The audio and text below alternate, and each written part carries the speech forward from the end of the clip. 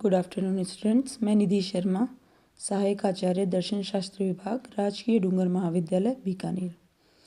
मैंने अपने पूर्व वीडियो में आप लोगों को श्री अरविंद की जो अतिमानस है, मानस है, इनमें क्या अंतर है और किस प्रकार ये अतिमानस से अतिमानस की ओर रूपांतरण के जो त्रिविध स्तर है उसके बारे में चर्चा की थी। आज हम पतंजलि के जो योग है और अरविंद के पूर्ण योग है उसमें क्या सिमिलरिटीज़ डिससिमिलरिटीज़ है उसके बारे में चर्चा करेंगे। क्या समानताएं, क्या विषमताएं हैं, थोड़ा सा उसके ऊपर हम अपना प्रकाश डालेंगे। जहाँ तक समानता की बात है कि ये जो विश्व विकास की जो प्रक्रिया है तो उनमें समानता क्या है, समानता क्या है, योग में समानता क्या है, समानता क्या है, उसकी चर्चा करेंगे। तो सबसे पहले तो समानता के बारे में बात करेंगे।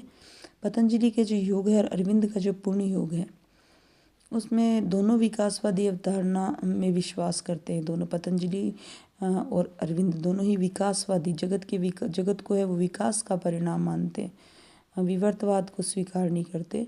तो ये संपूर्ण प्रक्रिया विकास का उपज है, ये स्वीकार करते हैं। दोनों के योग में ईश्वर की सत्ता को स्वीकार किया गया है, तो दोनों ही कहीं ना कहीं ईश्वरवादी हैं। और दोनों ने बंधन का क्या कारण है वो अज्ञानता को माना है। अज्ञान है वही बंधन का कारण है। दोनों का मानना है कि विकास है वो यांत्रिक न होकर उद्देश्यपूर्ण है। कोई उद्देश्य मतलब प्रयोजनवाद को स्वीकार किया है। निरुद्देश्य विकास प्रक्रिया चल रही है ऐसा नहीं है, तो विकास को स्वीकार किया वो भी उद्देश्य के साथ।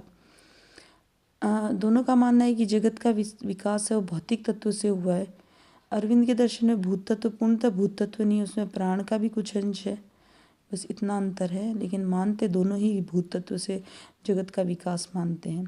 सांख्य दर्शन में प्रकृति से जगत का आविर्भाव, बाद में प्रकृति में ही तिरोभाव हो जाता है। इसी प्रकार पूर्ण योग में सच्चिदानंद विकास प्रक्रिया के आदि अंत दोनों को एक ही मानते हैं। जो आदि में था वही अंत में है, जो अंत में है वही आदि में है। दोनों स्थलों पर यह माना गया है कि जड़ मतलब भौतिक तत्व में मानस का विकास होता है, भौतिक तत्व से मानस का विकास होता है। अरविंद के अनुसार विकास के क्रम में निम्नतर इस तत्व का विनाश नहीं होता बल्कि उच्चतर रूपों में वो साकारित हो जाता है। जैसे कि प्राण तत्व भूत तत्व है उसका विनाश नहीं हो जाता बल्कि वो जब अपने आप को प्राण स्तर पर लेके जाता है तो उसमें वो भूत के प्राण के दोनों के विशेषता वो समाहित होती है। तो वो निम्नतर तत्व का विनाश नहीं होता, वो उच्चतर रूप में साकारित हो जाता है। उसी प्रकार सांख्य योग दर्शन ये मानता है कि विकास के क्रम में कोई तत्व नष्ट नहीं होता बल्कि अव्यक्त का व्यक्त रूप सामने आ जाता है। और दोनों ने कहीं ना कहीं मन के संयम और नियंत्रण की बात की है। अब हम बात करते हैं विषमता की, इनमें क्या अंतर है। योग में ईश्वर जीवन का चरम लक्ष्य नहीं है, इसका केवल व्यवहारिक महत्व है। वो पुरुष विशेष है, वो ईश्वर है और कहीं ना कहीं यहाँ पर समाधि प्राप्ति के क्रम में साधन के रूप में इसे स्वीकार किया गया है। वहीं अरविंद ने सच्चिदानंद को सर्वोच्च स्तर पर माना है, यही विकास प्रक्रिया का अंतिम लक्ष्य माना है। योग में जहाँ उसे अंतिम लक्ष्य ईश्वर को नहीं माना गया, वहीं अरविंद में उसे अंतिम लक्ष्य माना गया है। योग दर्शन जहाँ द्वैतवादी है, प्रकृति पुरुष की बात करते हैं, वहीं अरविंद है अद्वैत, उसमें अंततः अद्वैत की स्थिति है। योग में पहले आविर्भाव होता है फिर तिरोभाव होता है और अरविंद की जो विकास प्रक्रिया उसमें पहले प्रतिविकास होता है फिर विकास की स्थिति उभरती है। तो ये अंतर है। योग में दो प्रकार के मूल तत्वों से प्रकृति ही जगत का जो मूल है, उपादान कारण है, वो स्वीकार किया गया है। और अरविंद ने कहा है कि परम तत्व सच्चिदानंद रूप है। तो यहाँ जड़ और चेतन का कोई द्वैत स्वीकार नहीं किया गया है।